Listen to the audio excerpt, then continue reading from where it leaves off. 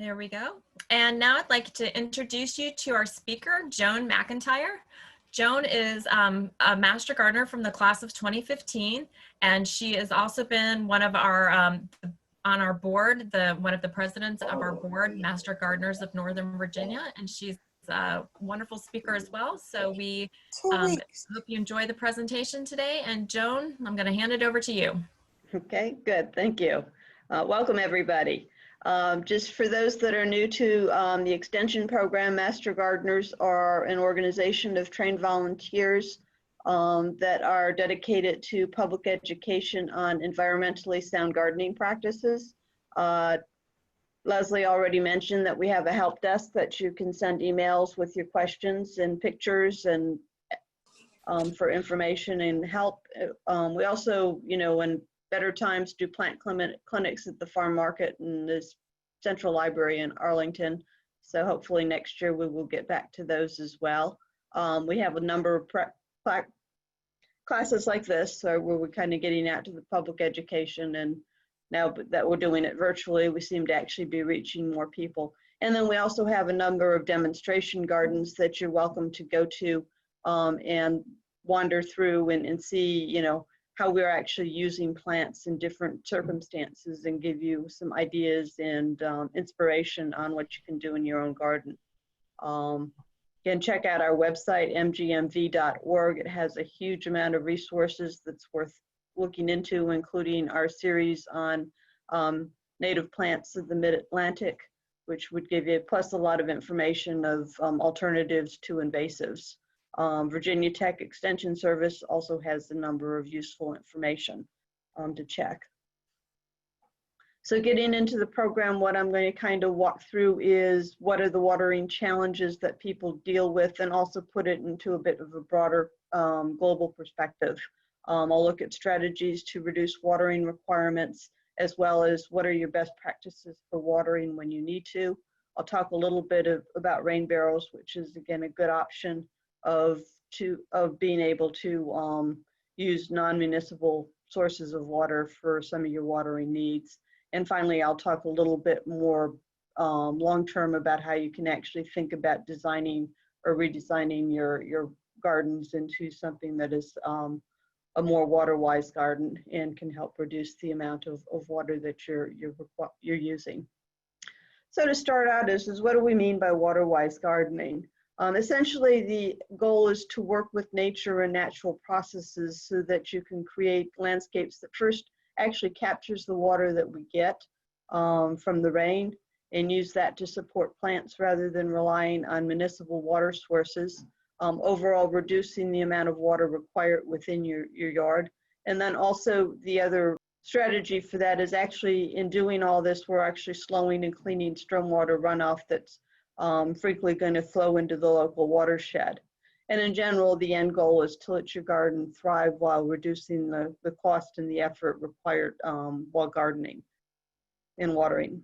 So to start with, I thought it'd be useful to get a sense for people as to what are the issues that they're doing. So Leslie will launch a poll for you to give everybody a sense of what kinds of issues, whether it's too much water or too little water or both. So anyway, as I think the poll is showing is, in most cases, people have really more water, have both issues of having too much water at some points and not enough water at others. So,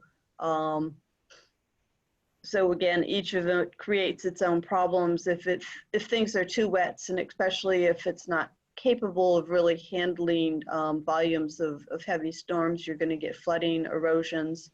And plants themselves will suffer because they can't deal with the excess water that basically they're drowning in too much water in certain areas. And on the other hand is that, when we hit periods of time where you're not getting much rain, or even just some areas where tend to be actually too dry. So that's the kind of the first thing of kind of understanding of what your basic watering issues are, so that you can start to plan to address those problems. So as this shows, is about half of everybody deals with both conditions, with actually dealing with dry a bit more common than dealing with too much water. So, but again, you know, if you put those all together, is the majority of people are dealing with one or both, and in most cases, both of these types of issues. And then that's pretty common. And I say in my own yard, I have areas that tend to get wet persistently and other areas that dry out pretty quickly after rains and stay dry. So, you know, being aware of that is the first starting point. But want to talk about a little bit more broadly in terms of why this is important. And we can start from a global perspective of, even though most of the world is water-based, only a very small amount of water is actually available and potable for people to use. So in a sense, we have to consider water a rare and precious resource, and that we don't want to waste it on watering when we don't have to. So thinking about it in terms of how we're using water and what impact that has in this country, we're seeing areas and expected by 2050, there'll be a number of areas that will be suffering from actually severe water shortages. And this is something that's being repeated across the world, as places like South Africa, Pakistan, India, Iran. Many of these countries are actually facing and will face continued water shortages. Now, if you actually add in the impact of climate change that we're expecting, that's going to get even worse. So this is something that will be particularly important as we go forward. Although, as you can tell from this map, it's going to be somewhat geographically sorted, and in fact, in some cases, the issue is actually going to be really too much water. And particularly the problem isn't so much of the amount of rainfalls, but it's the fact, and we've seen it here repeatedly over the last few years, is that water tends to come in extreme events where you're getting, you know, 3-4 inches, and of course in some areas they often will get 10 or 12 inches within the matter of a few hours, much more than what the soil and the earth can absorb, which then, you know, exacerbates issues of flooding and erosion and those that. And just, you know, kind of even looking in our area, we've seen, you know, the kind of changes in precipitation where from 2018 through middle of 2019, you actually had a period of record rainfalls over the course of that period. And then we hit what they called a flash drought and went for 6-8 weeks without, or longer, without getting much rain at all. And which, you know, the people got, you know, dead shrubs sitting in their yard, or seeing trees die. Some of that, you know, is the stress caused by those two different situations. It makes it particularly hard on plants. And then there's our landscape practices that actually really contribute to it. Is actually in the western states, 60% of municipal water is used for watering lawns and outside gardens. In the East Coast, it's about 30%, but that's still an awful lot. The other issue that comes into water issues, and particularly with extreme rainfall, is that rainfall runoff that we get is that you know, the water can't absorb, particularly in our urban and suburban areas where there's a lot of impervious surface, so that water flows off very quickly and goes into our streams and watersheds, and actually brings with it a lot of the sediment, the nutrients, the fertilizers, the pollutants that are on our soil that then get into our Chesapeake Bay and the watershed, and ultimately into the ocean, often creating large dead zones because it actually creates too many nutrients that generates algae growth, which can essentially sucks out all the oxygen and allows and keeps plants and animal life from surviving in those areas. So then it has that impact on our fisheries and those industries that rely on the watershed. So this is, you know, really important from a global perspective, but of course from our own perspective, it's the amount that we spend from municipal water sources to water our plants, as well as the issues that we have to deal with when we get too much water in our yard. So the first really thing you need to do to deal with and become more water wise in your gardening is actually understanding your water flows. Um, and some of that is quite obvious. You know, when you have standing water and you're seeing signs of erosion and you're seeing other issue, and you're seeing actually flooding and standing water, then, you know, you clear, but it's also thinking about it from the broader perspective. Where is that water coming from?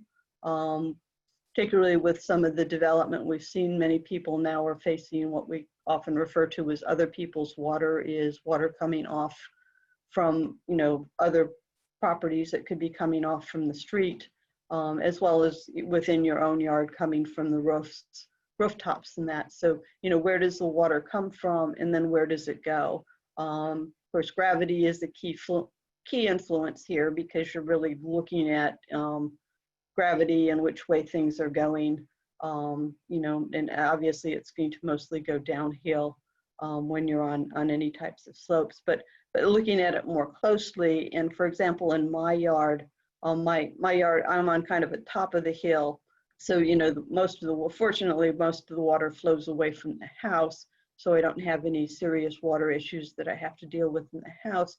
But what I do see is that water is actually flowing at an angle and moving down towards the southwestern corner of my yard. So those areas tend to be a lot wetter and stay wetter for longer periods of time, whereas on the northwest side, it actually can be very dry. Other things that you want to consider is, you know, exposure to wind. If you're on the hill, especially if it's facing prevailing winds of the west, things are going to dry out quicker. Things like sidewalk, walls of the house, especially with southern exposures, you're going to get a lot more heat, so that's actually going to dry things up more closely. So kind of looking at those old aspects of your house as you're going to, you can kind of at least understand what areas are what areas are moist and why, and which may be almost perpetually dry. And then of course there'll be some areas where you might have, say, lots of trees, oak trees in particular, which actually soak up the water, so that those soils might tend to be dry as well. So as you're looking through that, is understanding that gives you some ideas of what are the best strategies to deal with individual parts of your yard. So we'll spend a good bit of time for the rest of this lecture of how you actually can deal with that. Here's just a good picture of this house. Actually is getting a lot of water coming in from the street stormwater, and it goes downhill, so you can see the pretty severe erosion that's faced with. So those are particularly critical issues when you're dealing with erosion, and probably issues that you should be looking seriously and possibly bringing in a landscaper or somebody trained to actually deal with those types of problems, so that you can find better ways of capturing and reducing the damage that you're getting from runoffs. Okay, all right. So first off is mulch is really your best friend for a gardener, and it is for lots of reasons, primarily because it improves soil health. It actually is the food that's provided for all the bacterial and worms and insect that are in the soil that are turning that compost into something that plants can use. But from a water perspective, it also, by covering the soil, it's going to help reduce evaporation. It will keep the roots cooler, so it overall reduces the water requirements. Again, it insulates the roots from heats and cold. And again, and most importantly, is as you build up organic matter in the soil, it actually will hold, it'll improve the quality of the soil so it can hold more water, so that once you hit areas of dry weather, the plants are more in a better condition to survive, because they have access to this water that's held into the soil. And then it holds it much more, and then it has an improvement on the watershed, because it's holding the water there rather than creating conditions that allows it to move off. Over time, you know, a strategy, and we'll talk about this more later, is actually letting natural process do your mulching for you. having, plants that will be covering the soil, then the leaf litter from your trees, as well as any plants that can just stay in place and cover the soil and build up the soil, organic matter in the soil without having to add extra mulch. But most cases and in some situations, you're probably going to be wanting to put mulch in for, if not anything, just aesthetic reasons. But certainly as you're getting things started or you have areas where it needs to. So, thinking about putting mulch is you want to get rid of all the weeds as much as possible. Over time, the mulch can help kind of suppress some of the weeds with other things that you want to get going. You don't want mulch to be more than 3 inches. 1 to 3 inches is a good depth for met. If it gets higher than that, actually what's going to happen is the mulch is going to hold the water and it's not actually going to get into the soil. So it's not really going to be doing its purpose of feeding the roots of the plants. You want to make sure that actually the mulch isn't touching around the woody area of shrubs and particularly trees.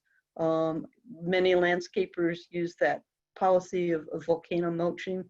That's very bad because it's putting mulch and the moisture that's in it right up against the tree trunk that actually makes the trees much more susceptible to fungal and bacterial disease. So you need to pull away the mulch a few inches from the tree and keep it away, and then be careful about mulching seedlings because you might just smother them. So then also the other thing is the healthier your plants are, the better you take care of them, the better they're going to be able to deal with the stress of drought periods of time. Grass, keeping your grass mowed to particular height, which is usually recommended about 3 to 4 inches. And then actually grass cycling, which is using a mulching mower that will return the grass clippings directly back to the soil. And this will again, essentially it's mulching your grass. So it's going to protect the roots of the plants as well as the allowing the grass to be gradually work back into the soil, improving the organic matter. Be very careful about fertilization. Follow the required rates and do it at the appropriate time of year. For example, like cool season grasses really should only be fertilized in the fall, where they can improve the growth of the roots and help improve the quality. So, essentially, if you're fertilizing and adding pesticides inappropriately, most of that is not going to help the plants, but instead it's actually going to become part of the stormwater runoff and will only contribute to polluting of the local water sources. Again, if the better you can manage some of the weeds and the insects and diseases of the plants to keep them healthy, the stronger the plants are actually going to be. Again, and then leaving shrubs in their natural form without doing some real heavy pruning to shape them in particular areas will actually reduce the stress on plants. So, when you're planting and thinking about plants, is think about what their long-term size is going to be and allow the plants to grow in rather than trying to keep shrubs to the size that fits the space, which usually ends up being, kind of a losing battle anyway. So talking a little bit more about grass it is really important to try to keep grass at a height of say 3.5 to 4 inches for Kentucky bluegrass. And the reason for it is, grass has fairly low root structure anyway, so it doesn't make it particularly tolerant to drought. And in the higher it grows, they have found that the root system actually grows longer. The other reason that you want to keep the grass somewhat high is that it actually, again, it would protect the roots and reduce evaporation and keep things cooler. So again, that's the best strategy. And I would also point out is that most of the grasses that we tend to use in this area are cool season grasses, the Kentucky bluegrass or fescues or some mix of different grasses. And those are actually grasses that really are intended to go dormant during the hottest periods of time. So that, letting your grass go dormant is usually, could be a strategy that you might want to think about it. It may not meet aesthetic appeals of wanting a green grass, but it's actually working more with how grass is designed to grow. So I'll stop here. So if anybody has any questions on best practices for reducing water requirements. So you got a lot of questions about mulching, so let's start with those. Okay. Somebody asked if you can address green mulch. If I understand, is what I refer to green mulch is actually the plant material and litter that you get within your yard. Is essentially you're not having to add the mulch, that the plants do the job yourself. So, of course, perennials, trees, shrubs, most of them are going to leave droppings. Even some of the evergreens will, drop some of their leaves over time. So if you actually let that serve as your mulch. The other thing is that when you have your whole area if instead of just doing a couple of shrubs and surrounding them by mulch, replacing that mulch with a low covering ground cover, that's going to protect the soil in the same way that the mulch would. And again, it adds that continuous, once you get that established, it will actually self-support itself and add the nutrients back into the year with its annual kind of cycles of dying back and then coming back in the spring. Okay. So that is, again, best strategy, makes it much easier to garden.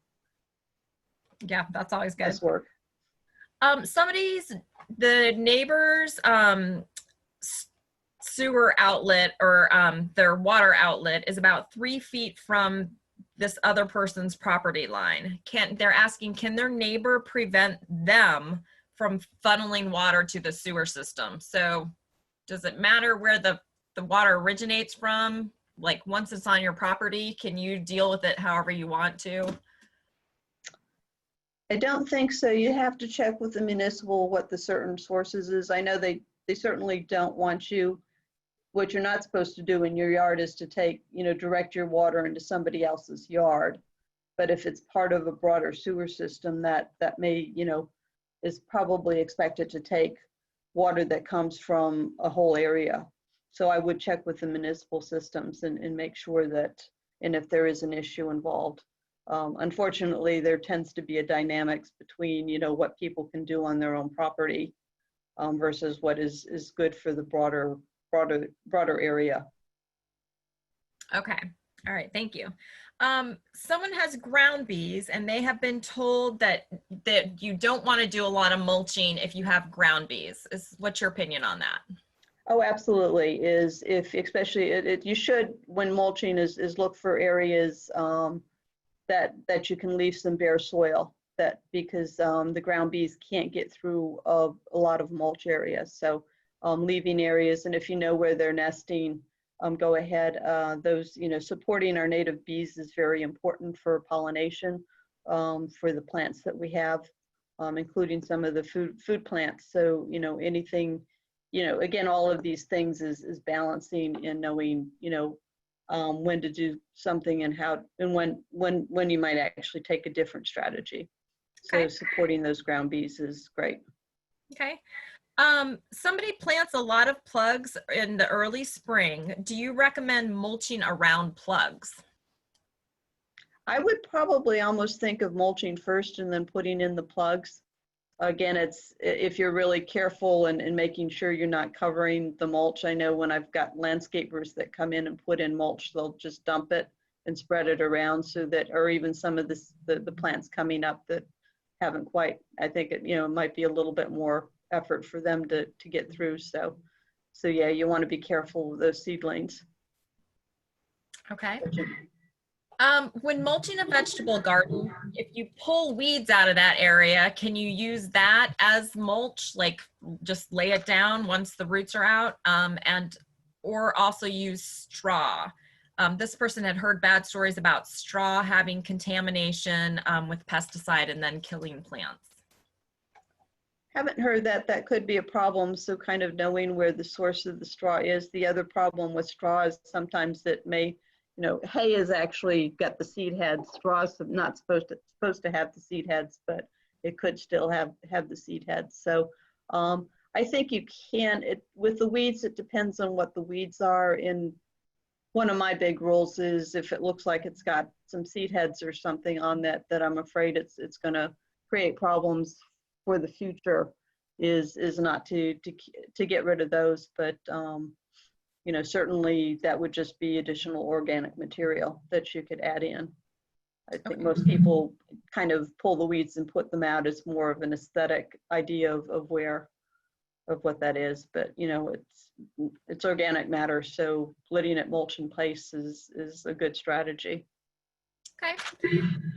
Do river rocks and pebbles on top of mulch prevent gullies from forming? They might help. I haven't heard that all that much, and I don't know what the point of putting the rocks over the mulch would be, especially. I mean, some people, in some strategies, people will use the pebbles and rocks as mulch itself. But you know, then you're not really adding and refreshing the organic material to the areas. So. Okay. Can you use wood chips from a recently downed oak tree as mulch? You could. I think the concern with that, it often helps to let it age for several months or so before putting out, because newly cut and chipped wood often will pull some of the nitrogen for the soil, so it may compete with the plants rather than essentially adding the nutrients back into the soil. But that's fairly short term. The other thing is to make sure, I would say, make sure it's very shredded as well, and as opposed to being in bigger chips, because the chips take a lot longer to produce. And actually the bigger chips are probably going to be make it harder for the water to get into the soil. So it's not necessarily, they're good for paths or things like that, where you want to kind of limit the amount, the time, the amount, how frequently you have to refresh the mulch. Okay. So don't do what I did, is put them on a slightly down here slope, because as soon as you have the first rain, most of that's going to get washed away as well. Right. So maybe shredded wood is better than like large chips. Yeah. And just be aware that there could be some issues with recently cut wood. Okay. How about grass clippings? Are they a good source of mulch? Yeah, they're a good source of mulch. They're an excellent source of nitrogen. Again, the easiest strategy is actually to mulch them when you're cutting the grass and just return them to the soil. But if you're actually collecting them, use them as mulch in a vegetable garden or otherwise, because they are a good source of nitrogen. Okay. And then we had somebody like who said, what is the best type of mulch? Like if you were really trying to give your plants the most nutrient rich, protection, is there anything you would recommend?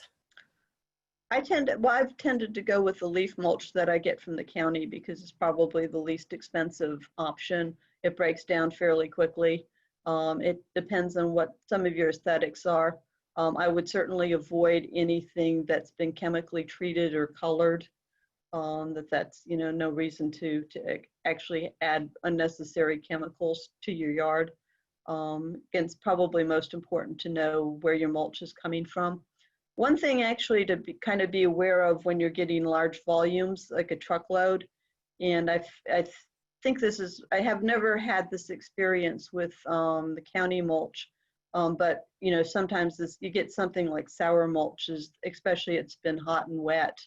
The mulch actually starts to become fairly acidic. And so it kind of needs to make sure it's kind of cooled off a little bit before you spread it around plants. Otherwise it could harm the lower leaves of plants or any little seedlings.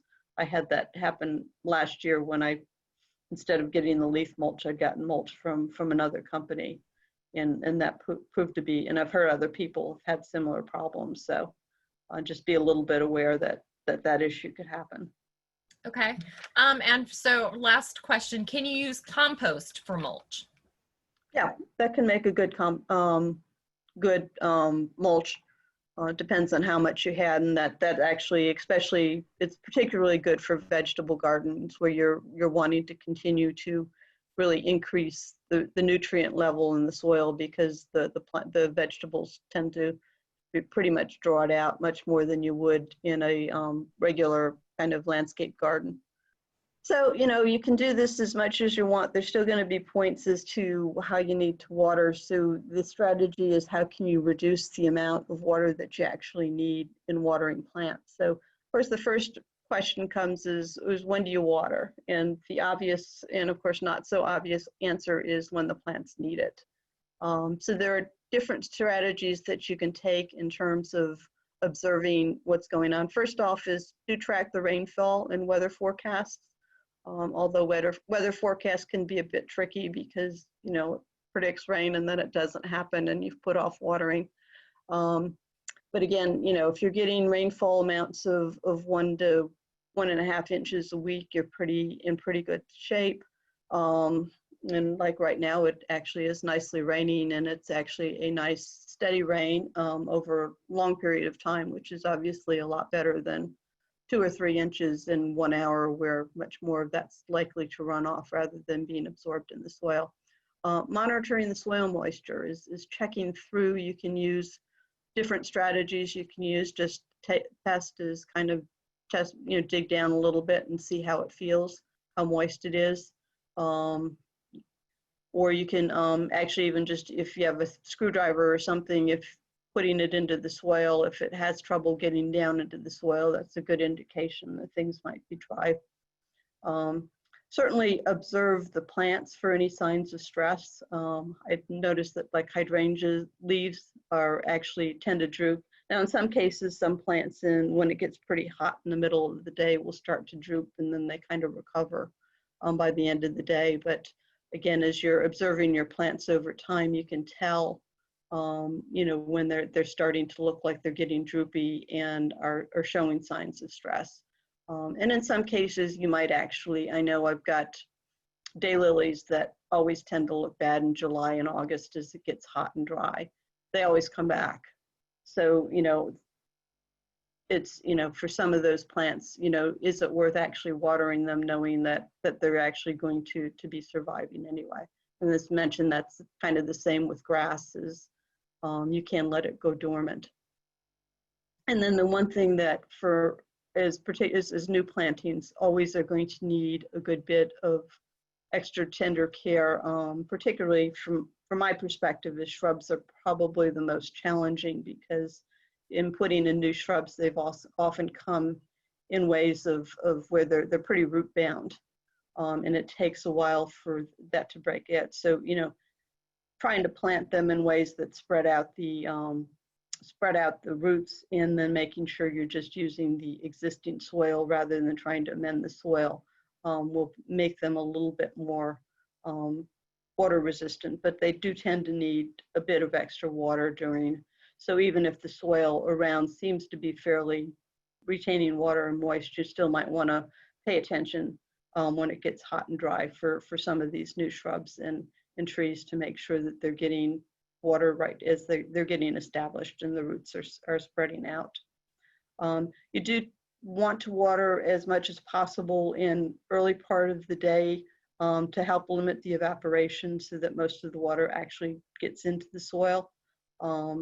We particularly want to avoid overhead watering late in the afternoon and evening, because it doesn't allow the water actually time enough to dry before evening, and therefore can actually contribute to fungal diseases and bacterial diseases that actually tend to thrive in wetter conditions. And one thing that you might take into account, again, this is kind of thinking of what the forecast is but if it's been dry and you have a light rain, that actually tends to open up the soil, so it might be a good time to add some additional water to get it into the soil. So some effective watering techniques is, the standard rule generally is you want to water infrequently but deeply, and that is actually to help encourage the plants to grow deeper roots so that they can actually survive some periods of dry weather. if you can use sprinkling system that directly targets the roots rather than leaves. I mean, the leaves don't need the water because the water is taken up by the roots. So what you're really wanting to do is get the water directly up to the roots. That way, you know, things that have a slow release over a period of time, like soaker hoses or drip irrigation systems, are really the most effective way. It's going to reduce the amount of evaporation that you lose. Any sprinklers that you use are more likely to lose about 50% in the evaporation. Hand watering can be a useful technique if you're, say, just looking at those shrubs that you've just planted and giving them a little extra attention. As a strategy for getting large areas of water, it can be a bit challenging. Again, you're doing the overhead watering, so that's going to increase evaporation. But the other problem with trying to water everything by hand can mean it's actually difficult to know how much water you're getting onto the soil and whether it's actually really penetrating. So, you know, you might not be giving, you think you're watering, but you may not actually be giving them much. And then there's a lot of different strategies you can use, like the water bags that are frequently provided for trees. You'll see that in street trees. That's a good thing because then, again, that's a slow release. Fill it up once or twice a week to make sure that it's getting water for your new trees as they're getting established. Or you can do a couple of 5-gallon jugs that can be sat around plants so that you, again, you know, with some holes in the bottom, and that will slow release the water directly into the soil and move those around as different strategies for watering. So how much is needed? Again, it's frequent but deep. The general rule is 1 inch per week, but again, you can monitor for plants that you know don't tend to need water and actually get through some, you know, periods of hot, dry weather fairly well. Things like Rudbeckia, the black-eyed Susans, I don't think anything can kill them, and they seem to thrive in this type of weather. If you're using an overhead sprinkler, what you want to do is understand how much, and actually this is true for any sprinkler system, but for the overhead sprinklers, you know, trying to, you know, kind of gauge how long it takes to get to that 1 inch of water. And you can do what we call the tuna fish can test. So taking the tuna fish can or a cat food can and spreading several of them around the area that the sprinkler's touching. Run your sprinkler for about a half hour and then go out and check the cans. So if you've got over a half hour, a half inch of rain, you know, you only need to run those sprinklers for about an hour to get that desired 1 inch of water. Street trees generally can want 15 to 20 gallons a week in May through October. For the first 3 years, again, once they get established, except under periods of particular strain. And again, for trees and other large woody shrubs, the most stressful period is actually this zigzag of going from having long periods of very wet weather that can actually damage the root system to periods of dry weather. So if you're hitting periods of that, you might want to particularly pay attention even to established shrubs. I mean, I did have one shrub last year that had been established for at least 10 years and it just went south. And even after I started watering it, when it was showing the barest signs of having some stress, it was too late because it was mostly damage done to the root system.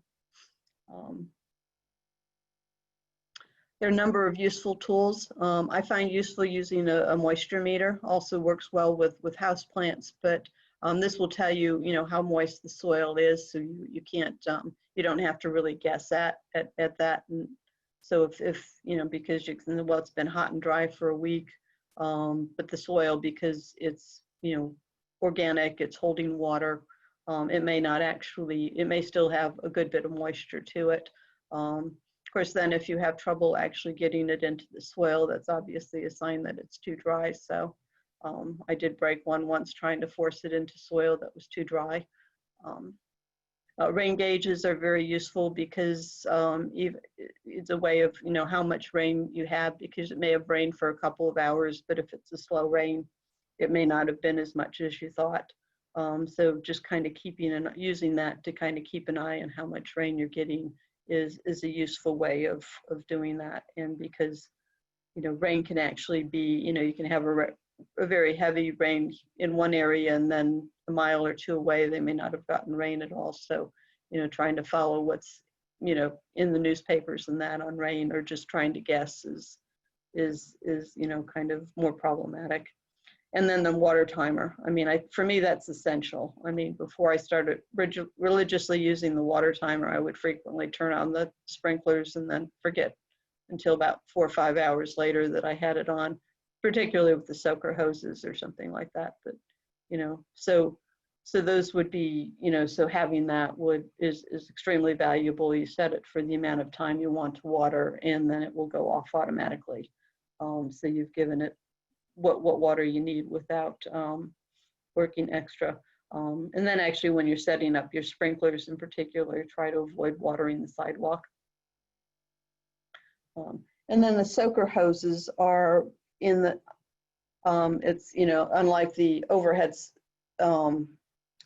you can't really get a sense of what the rate of water is going into the soil. But if you look on the back, they will tell you how much. So, you know, for this particular soaker hose, which has, as you can see, that disc inside that really slows the water that's coming through, that it has a rate of about a ½ inch for every close to 2 hours. So you might want to, which the thing is with soaker hoses that they usually will manage an area between 12 inches and 18 inches. So you want to make sure that you spread the soaker hoses in a way that actually makes sure it's covering much of the beds that you're trying to get to. I tend to link 2 of them together and run them simultaneously, and in that way it actually is a way of getting a fairly broad area and decent coverage. Should run them downhill rather than uphill, so you're letting that gravity is working for you. And then there are drip irrigation systems, and these are particularly good for small areas and especially vegetable gardens. What they are essentially is very thin tubes which have emitters that are about every 9 to 12 inches apart, that will release water at a very slow rate, and that can be directing the water directly to the roots of the problem. So it's an extremely effective way of getting water to where you need it. But again, it does something that tends to work in fairly small situations. So I'll stop now for any questions. Okay, we're going to do a couple more on mulch before we move to the watering. Okay. Somebody was asking, why do they see when there's mulch that's left in bags, like unopened bags, sometimes it turns white? Have you ever noticed that? Haven't. It sounds like it may actually be fungal growth of some sort. I mean, because that's what you would see on as a fungal growth, which actually just means that, you know, that's what nature intended to do, is that it tracks that fungus and then it breaks it down. Okay, so kind of along those same lines, does mulch have a shelf life? Is there a particular amount of time that you should use it, and then after that it's not really good anymore? No, it's just organic material. So the longer you let it sit, it's probably breaking down a little bit.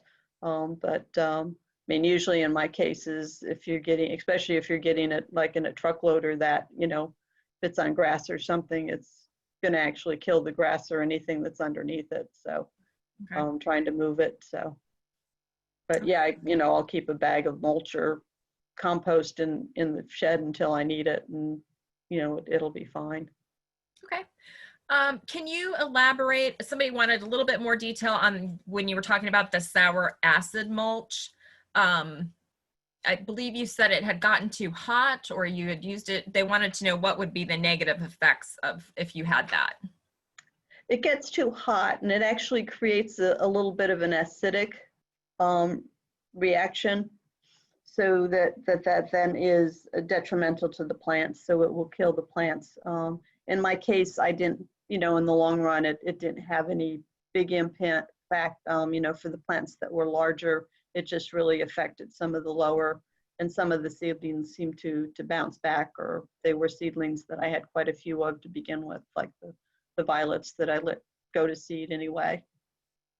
But, just, again, being aware that this could happen, and maybe waiting a day or two and making sure it's spread out a little bit so it can cool off. Okay, thanks.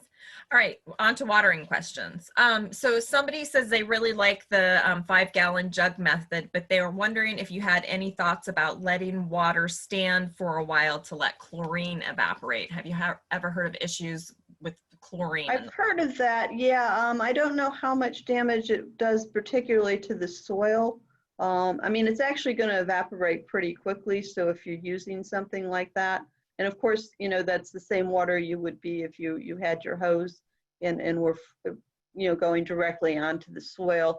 I know when I've looked at things on making compost tea or something like that, is that if you're doing it directly without giving it a little bit time for some of the chlorine to evaporate, they do indicate that it may actually kill off some of the microbes. So, but I don't think that, I mean, obviously we've all been watering our plants and they haven't died because of the chlorine in the water. Right. And again, it actually, if you're putting it in a jug or you're doing something that's sitting, it's actually going to dissipate pretty quickly anyway. Okay, thank you. After trees and shrubs are established, how much water do they regularly need? In some cases, especially if they're noted to being drought tolerant, that they can, you can let them go. I think because they've got that root system that can pull from broader areas, and so you don't necessarily need to water them.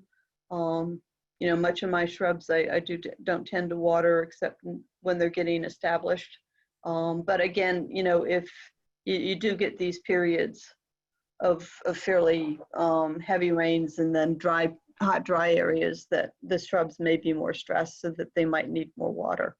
So, you could go by the general rule of just an inch a week. That makes pretty much everything happy, right? Yeah. Okay. So somebody had pointed out sometimes browning or yellowing plant leaves can be a sign of too much water or too little water. So they were noting that feeling the soil around underneath the plant is a good way to determine which of those issues you had. Absolutely. It's like, don't water because you think it's been dry long enough and it should be watered, or heaven forbid have a automatic irrigation system that goes on, every day or every 2 days, regardless, because you occasionally see those systems going on and it's pouring rain out. Yeah. So, you water when you need to. Okay. How do you feel about soaker hoses, or how do you deal with soaker hoses getting clogged? Have you run into that issue or know how anybody manages that?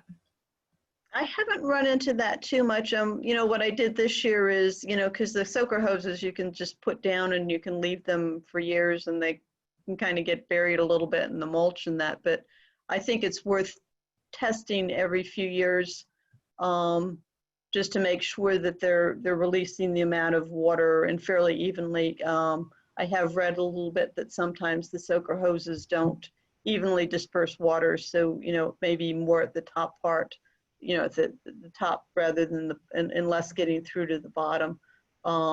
If that appears to be the case, you can run them more closer together towards the bottom. But again, it's worth checking. I mean, certainly I go out every year before I really need to water and try to check all my soaker hoses. The other problem you can run into is that they can occasionally spring leaks. So you might want to try to repair them, or if you can't repair them, you'd have to replace them. And we did ask, does somebody have a recommendation for lightweight non-kinking hoses, or what do you recommend for researching that type of topic? I haven't researched it myself, but probably if I'd check first with Consumer Reports, Otherwise, just looking at the reviews. Certainly the bad products tend to get bad reviews, but and see what other people say. Okay. For established trees, how far out from the trunk do you need to water? Does it help to water like across the drip zone or just around the base of the trunk? You want to go across the whole drip zone because they are taking in, and in fact, the tree roots actually, we're going to actually, for a mature tree, is going to extend well beyond the root zone. But at least, kind of getting water through the root zone. Again, trees, once established, should be pretty drought tolerant, unless you've planted a plant that tends to like swampy areas and something that's extremely dry. Okay. And it isn't drought tolerant. But we'll talk a little bit more about selecting plants so that, they can tolerate drought conditions as needed. All right. If a soaker hose has a set leakage rate, does it matter how much you turn the water on, or it doesn't? Yeah. Okay. No, it's not going to matter because you've got that little tiny hole is what's controlling the amount of water that gets into it. Okay. So as long as the pressure is high enough to, get a steady stream of water through there. Great. Do you aim for 1 inch a week for vegetable gardens as well? Yeah, that's pretty much the same. Again, probably want to be particularly cautious of the any signs of vegetables showing water issues. Again, the hotter it is, probably they're going to be taking up more water, so they may need a bit more frequent watering. But or you could look to do a half an inch every 3 or 4 days. Okay. Somebody was asking about the value of and creating a French drain. Yeah, well, and we'll talk a little bit about that, but yeah, that's, if you have severe problems of erosion and water running in your property, that may actually be one of the better solutions, is to put in a French drain. But again, should be thought of within the broader perspective of where's the water going? Is it going to be captured somewhere? Adding an additional planting to help absorb some of the waters. But, again, it's a good situation. And in fact, that picture that I showed earlier of the severe erosion along the side of the house was the ultimate solution that they used there, was actually to put in a French drain on top of some pervious steps going down into that area, and then adding extensive planting. And I believe they put a rain garden at the end. So. Okay. We got another question on compost and mulch. Is it all right to compost weeds and then use that compost as mulch, or will that sprout the weeds again? Depends on if there's seeds. So, some things may have, and the other thing is I wouldn't put something like English ivy or anything that actually English ivy will reroot with just a small part of it. So, but the seed issue is the real key. So, if it isn't spreading by seed, you can throw it in the compost and let it break down, and then it will, it's just organic matter. Okay. Somebody asked, what if your water goes through a water softener? Is that damaging if you then use that water, or it goes into the system? I don't know enough about that. Okay. I have to try to look into that. Okay. Do trees get stressed out if there's too much water, like specifically if they're close to a drain that overflows with heavy rains?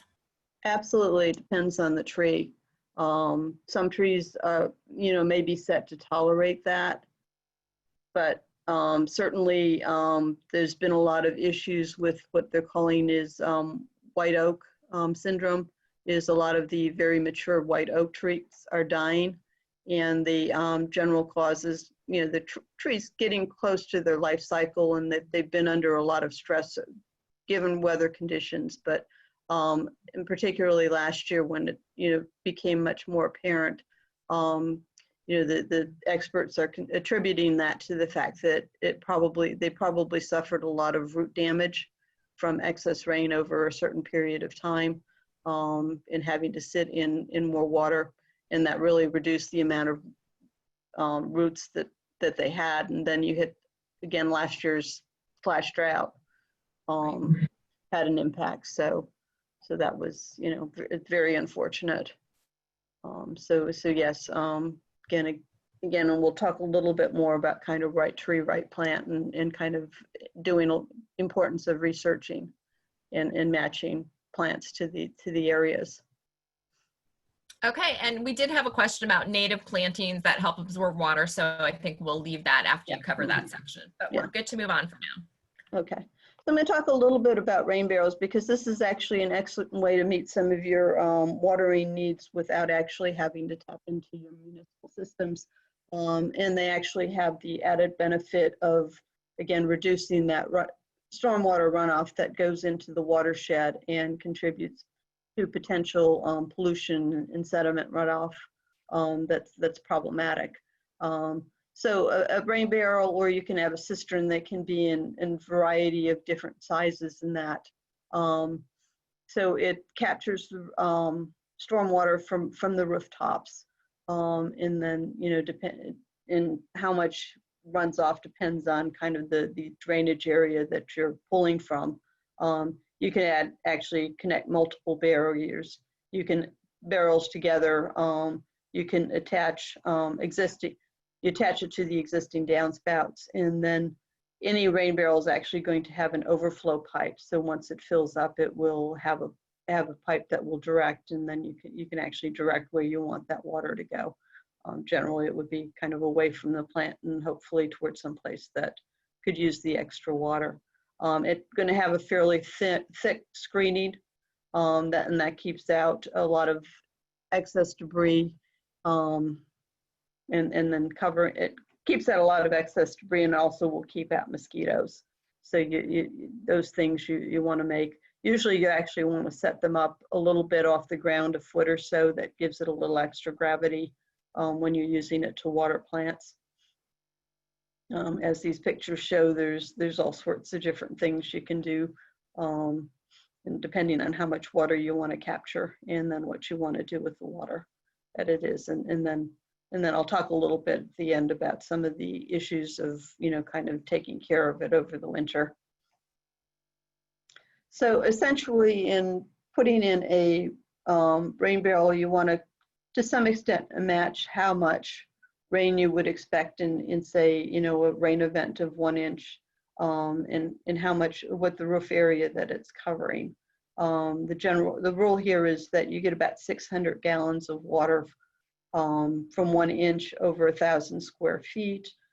Put that in maybe smaller perspective. That would be a 50 by 20 foot roof. Put it in a smaller perspective if you're talking about 100 square feet, or 5 by 20 or so. Again, you think, but kind of that calculations, that's about 60 gallons. Frequently, kind of the standard size rain barrel is actually about 60 gallons or so. So, but you can, as I said, get them in variety of different sizes in that. So that's kind of the general sense of knowing. And actually, from a rainwater capture perspective, and stormwater runoff is capturing that first 1 inch of rain is the one that's kind of most important in terms of the excess sediment that might be coming off of the rooftops and that. So again, they can be quite ornamental, match in what you have. You can connect them together in different ways. The cisterns are ways of capturing large volumes of water, and that would probably come close to meeting a good bit of your watering needs throughout the year by having the cistern in there. Again, it's kind of matching what your requirements are and what you want to use the rainwater for. So once you get your rain barrel in, it's kind of, how do you use it? Well, you just hook up a hose and hand water or you can actually attach it to a soaker hose or drip irrigation. You're not going to actually get the water pressure that would be needed to, run a sprinkler or that, but you can water.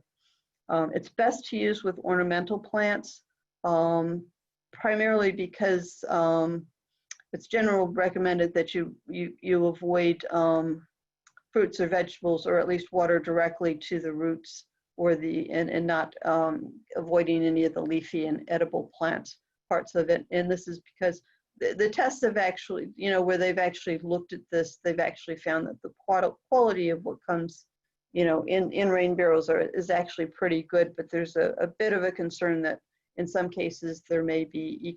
coli or other bacteria that would essentially, it comes from feces and that of squirrels and whatever running over the roof. So that is a problem of a little bit of concern. So again, might want to avoid using on fruits and vegetables.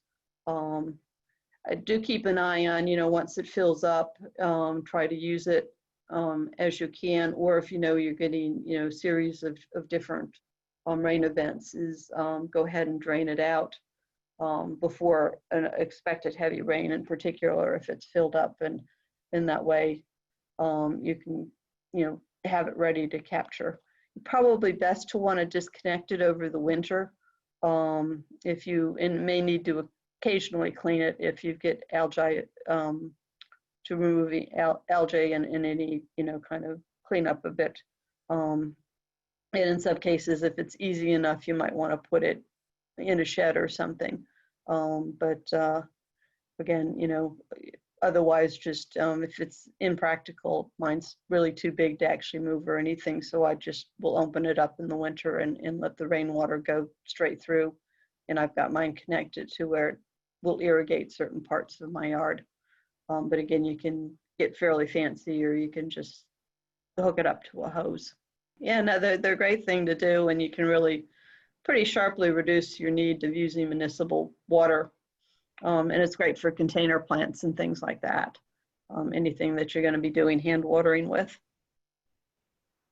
So then for taking the longer view perspective is, kind of striving to get a point where you actually don't need to do a whole lot of extra watering, and also you're not having to deal with plants that are actually in the wrong place because it's too wet for what they're designed for. So again, the best strategy long-term is design things to actually be water-wise. So you're actually minimizing your need for water, and also you're maximizing the amount of rainwater that you're capturing. So, it's as so much of what we talk about in our public education program, it's really the plants. And with, getting striving for multi-layered vegetation covering the soil is your best strategy for actually helping reduce the water requirements. And I've talked a lot about this already because it does prevent evaporation. It's going to shade the roots and reduce water requirements. And then all that plant litter and roots are actually improving the water retention capability and the filtering of pollutants within your soil, and it will reduce erosion. So that's always a key strategy when you're dealing with how to design to have a really water-wise garden. So it's basically, getting it so you're capturing the water that's coming in from the rain, and make sure you're keeping it on your property and using it for your benefit, and also reducing the amount that you need to tap into municipal sources. As part of that is really thinking about, trying to reduce the amount of lawn area that you have. Lawns in most cases really come fairly close to being an impervious surface. They are not very effective at absorbing rainwater, and they have a shallow root structure, and we already talked about ways that you can actually improve some of that. But in general, compared to other plants or plant options that you might have, it's a fairly shallow root structure. And then usually lawns are between mowing and running over them, you can get a lot of compaction. Again, the compaction is going to reduce the amount of absorption capacity of your yard, so increases runoff. And then finally, lawns actually, if you want to keep a nice green, nice looking grass, you have to add a lot more. You're adding fertilizer and water in order to maintain that. So again, pulling off of water that, using water that you can find other purposes for. So again, lawn does have some value. It's particularly one of the few kind of living plants that you can walk over it can handle a good bit of running over. So for play areas or that, and in some cases, it's a good way of establishing, some order and structure to your lawn. But I think the best approach with lawn is what exactly the purpose is it serving in your yard. And, right now it tends to be the default is, they put a couple of trees and shrubs, and then everything else is grass. So, kind of figure out where you need the grass for what purposes, and then think about how you can resign over others. And again, probably the good starting point is what are the areas that it's really hard to maintain to begin with. No matter what mix you get, and what it says is for the most part, grass won't grow in shade.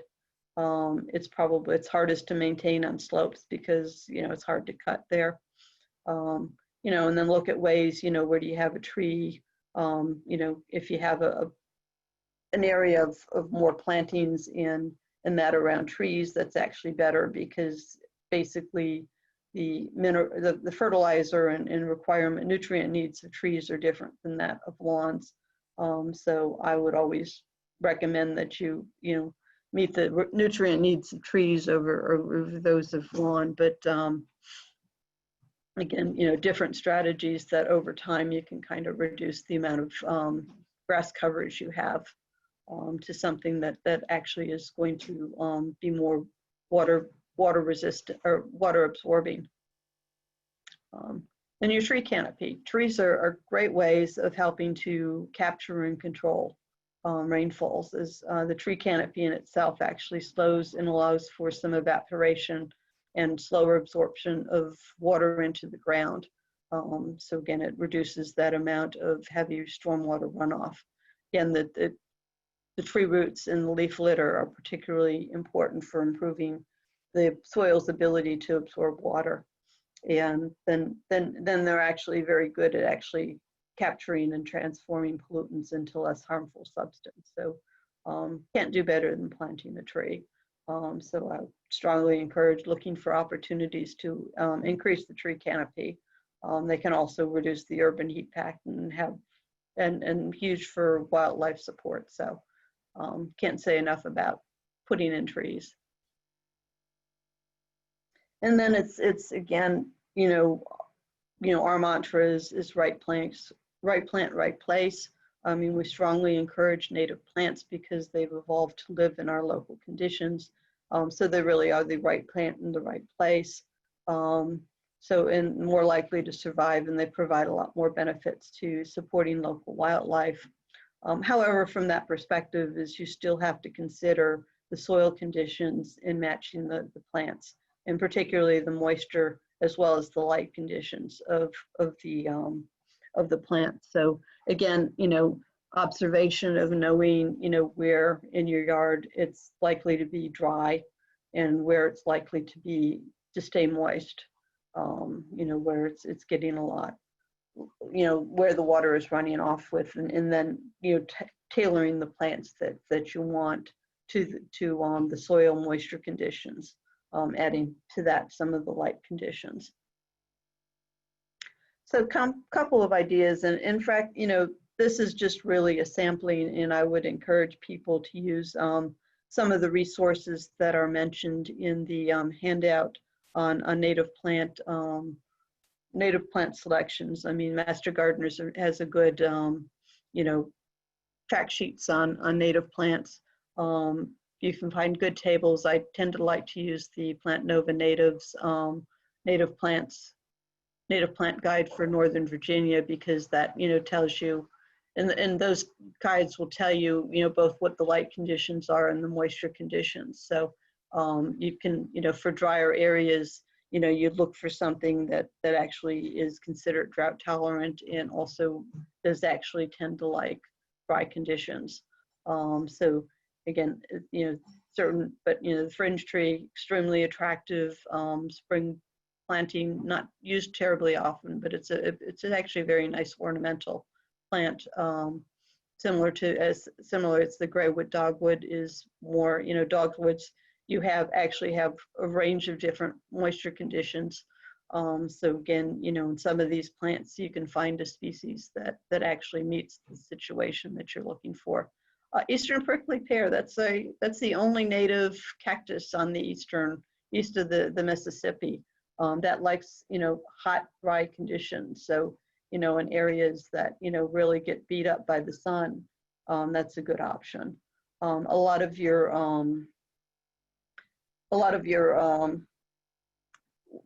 plains plants for meadows, like the little blue stem grass and the false blue indigo, all have fairly deep root systems and are do well in dry conditions. With goldenrod, you can actually find a goldenrod for almost any condition you want between shade, sun, moisture conditions, and that. But so again, kind of looking. And that's a great native plant for a variety of wildlife perspectives. And then the whitewood aster, I actually tend to find that as being a good dry shade ground cover. And it does bloom in the fall, so it gives you a little bit of fall color there. And then the New Jersey tea is another good shrub that you might want. Again, it likes dry conditions. And actually the colonialists used it as a substitute for tea during the Revolution. So you actually has some edible values there as well. And similarly, plants for wetter soil conditions are things, hollies in particular, many hollies in particular. Winterberry holly is extremely attractive, especially with the berries throughout the winter. Sweet bay magnolia, it's a very nice understory tree, but again, it does like and will do well in wet conditions, as does your buttonbush, which actually then buttonbushes tend to actually be a late summer bloomer, so it gives you color when you may not have it from other shrubs. Ferns many ferns tend to like it in wet conditions, although you can actually again find ferns that prefer dry. So you can match up and they make a very attractive plant. White turtleheads, another attractive fall blooming plant. Violets, I've got in my fairly wetter areas, I've just got violets that have seeded themselves, and I tend to let them go and they're very happy in areas that get a lot of water. Although again, there's a number of different violets that will survive in different conditions. Anything that has the name swamp in it is often a good indicator that this is a good plant for wet areas. So if you're looking for milkweed for a wet area, the swamp milkweed is a good choice. And then again, grasses are good to add, variety. So and some again are better suited for wet areas, like the switchgrass. And blue flag iris is one that particularly likes it wet. So, especially near a pond or an area that really does get and stay wet time. And again, it's an extremely attractive iris blooming in the spring. But again, there are lots of different plants that you can select that meet different conditions. So, really kind of focus on, where does it like to grow and match those types of conditions for your own yard. And then the other strategy in terms of particularly dealing with water issues and reducing the amount of runoff is actually reducing the amount of impervious surfaces that you have in your house along in your yard. So one thing is, where you can remove or replace walkways and patios and that with something that's more impervious. That's a good way to, or if you're looking to expand or improve, think of trying to designing these in ways that can actually reduce the amount of impervious surfaces. So kind of avoiding the concrete or stone pavings that are actually just going to drive the water, you know, away from those and either out into the street and the water systems or somewhere else in your yard, and overwhelm and creating, you know, kind of the erosion issues. And again, there's a lot of extremely attractive ones. I mean, these dual path driveways with an area in the middle. I've actually got an older house, so it's actually got the original Model T type driveway with, you know, two things and a lot of empty space in the winter that you are in the center. So again, that reduces the amount of impervious surface that you have, and then pervial pavers, and in some cases, especially with walkways and driveways, you're actually using, it's a little bit more complicated than just putting the pavers down with gravel in between, but they actually being designed so you're digging down about 12 to 18 inches and filling that with gravel of different consistencies that can hold and slow down and then allow the water that comes in from rainstorms to absorb into the soil rather than running off. So you know, for sidewalks and driveways and patios that are using permeable pavers, it's, you know, it's a little bit more complicated than just laying them down. So kind of be aware of that when you're looking at that. Again, you know, very attractive ways of just using stone. You know, really nothing more limiting than some creativity on what materials that you can do that are attractive. And in some cases, using a mulch layer or using your grass as a patio or a congregating place are maybe ways of meeting, you know, your requirements of having a place to socialize in that, and still maintaining something that's closer to impervious, or reducing the amount of impervious surface that you have. And then there are, again, more complicated strategies that you can use in order to actually, you know, capture and direct the rainwater. So it's kind of, you know, either slowing the runoff so it can absorb, or moving it to a place where it can actually absorb and keep it from running into the stormwater system. So one thing is, you know, think about where your water is coming from, your downspouts. In this case, you know, and particularly, you know, let's make sure you're directing it to plants in your area, and don't direct it to a driveway, don't direct it to your neighbor's yard. In this case, again, that they've got a bid that they're directing it to. I tend to find this picture actually a little bit problematic, mainly because it looks like also a bit of a safety hazard. You can actually bury underground some of the drainage and direct it to where you want to go is another option that you might consider, rather than having it over the surface, and that kind of hides it a little bit, might be a bit more attractive.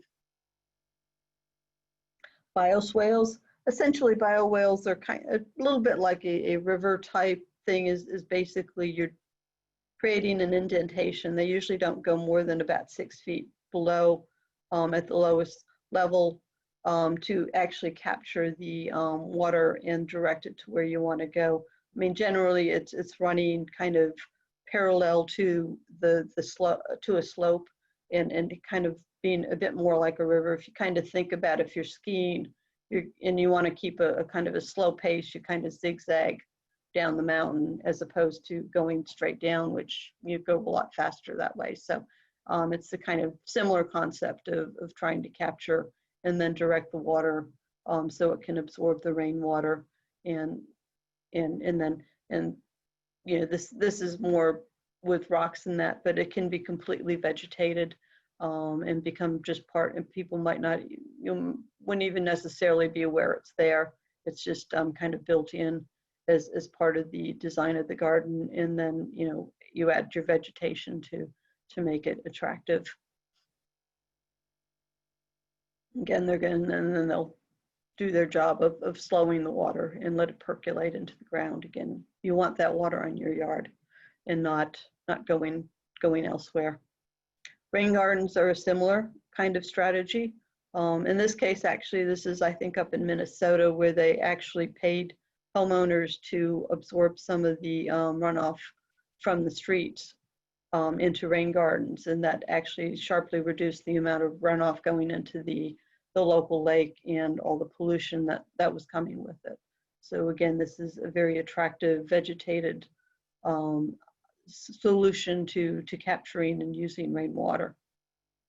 And again, it can be easily integrated into your water. It's a good way actually to, in my rain garden, I've connected the downspout on one part of my house that it goes directly into the rain garden. And that's actually through a buried channel, but you know, the different ways you can do it. But you know, it can, you know, and it's a great way of again, a rain garden is usually going to be an indentation that goes down to about 12 inches. Usually they create little berms around the edges, little hilltops again, so it really kind of serves as a ponding area for water to be captured, and then it can slowly build off. Actually, there is actually Arlington County, and the link is on the handout, has an excellent webinar that talks much more detail about how to construct rain gardens, because there is, you know, a lot to actually understanding how much water you're going to try to capture, understanding how absorbent your soil is, whether it needs additional amendments, and you know, different plants that you might want to plant at different levels of your rain garden. So so I encourage you, if you're really interested in looking at that. And terracing is another way of kind of developing paths and designing your yard. That again, that's another way it will slow the rainwater by changing how the slope is actually going.